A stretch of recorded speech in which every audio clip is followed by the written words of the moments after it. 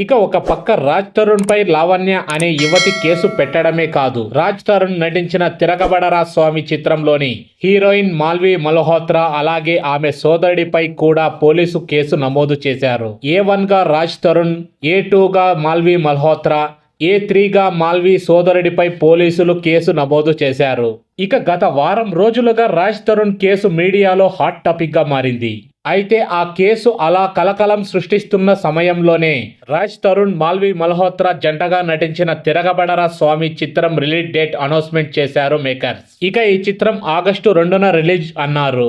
ఓ పక్క రాజ్ తరుణ్ కేసు సినిమాకి పబ్లిసిటీ అవుతుంది అని మేకర్స్ భావించారా? ఒకవేళ లావణ్య కేసులో రాజ్ తరుణ్ అరెస్ట్ అయితే సినిమా ప్రమోషన్ ఏం కావాలి? ఇదే ఇప్పుడు అందరిలో మెదులుతున్న ప్రశ్న. మరి Raj Tarun, Lavanya, Malvi Malhotra case hot topic అవ్వడంతో అది తిరగబడరా స్వామి సినిమాకి ఓపెనింగ్స్ కి హెల్ప్ అవుతుందా అనేది అర్థం కావడం లేదు. ఇక ప్రస్తుతం అయితే రాజ్ తరుణ్ లావణ్యాన్ని మోసం చేసిన కేసులో అడ్డంగా ఇరుక్కున్నట్టే కనపడుతుంది.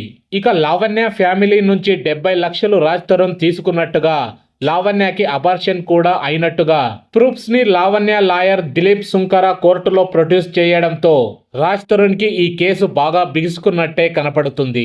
ఇక దీంతో ఒక పక్క కేసు, మరో పక్క సినిమా రిలీజ్ డేట్ తో సతమతమవుతున్నాడు రాజ్ తరుణ్. సో ఫ్రెండ్స్, ఇలాంటి ఇంట్రెస్టింగ్ టాపిక్స్ కావాలంటే మా ఛానల్ ని సబ్స్క్రైబ్ చేసుకోండి, అలాగే పక్కన ఉన్న బెల్ బటన్ యాక్టివేట్ చేసుకోండి. Thanks for watching.